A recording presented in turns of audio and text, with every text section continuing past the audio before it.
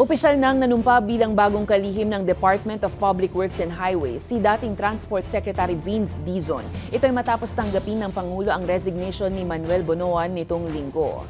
Sa unang araw naman sa kanyang serbisyo sa DPWH, mandato ni Dizon pagsumitihin ng courtesy resignation ang lahat ng opisyal ng ahensya bilang paglilinis sa korupsyong bumabalot dito. Ang balitang A to Z hatid ni Naomi Almojano. He's done a very good job sa DOTR. Bonoan is out, Dizon is in. Opisyal na ngang bagong kalihim ng Department of Public Works and Highways si dating Transportation Secretary Vince Dizon. Ngayong Lunes sa unang araw nga ng Setyembre, nanumpa na si Dizon sa pangunguna ni Pangulong Ferdinand Marcos Jr. sa Malacanang. Ito'y matapos tanggapin ng Pangulo ang resignation ni dating DPWH Secretary Manuel Bonoan nitong linggo. I think it was Secretary Bonoan who said that he took responsibility because it was under all of these things happened, all of these problems happened under his watch.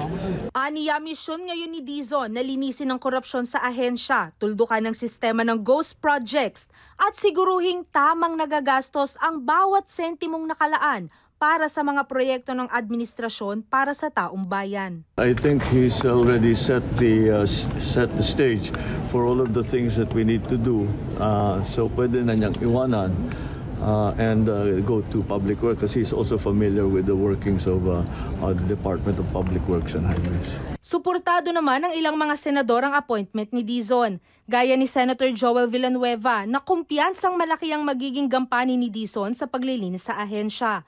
Para naman kay Senate President Pro Tempore Jinggoy Ejercito Estrada, sang-ayon siya sa klase ng pamamalakad ni Dizon sa DOTR noon. Mabigat na pagsubok at responsibilidad, pero naway gawing oportunidad para patinuin ang ahensya. Yan naman ang mensahe ni Senate President Chis Escudero kay Dizon. Habang si Senator Win Gatchalian, tiwalang mapapanagot ni Dizon ang mga korap na opisyales at kontratista nang hindi siya nahahaluan ng korupsyon. Kaya mandato ngayon ng kalihim. Ang unang-una ko pong order na igagabas ay ang pag-order ng courtesy resignations top to bottom. USEC, ASEC, Division Head, Regional Director hanggang District Engineer ng buong bansa.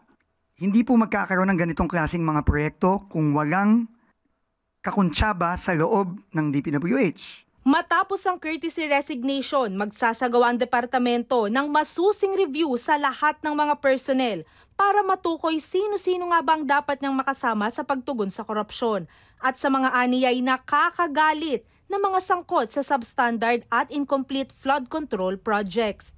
At para sa mga kurakot na opisyal, ang utos ng ating Pangulo, hanapin yung mga yun. At tanggalin sa pwesto at kasuhan.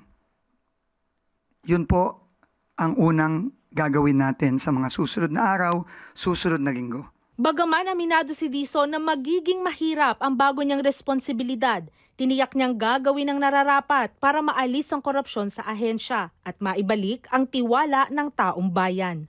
Para sa Balitang A to Z, Naomi Almojano.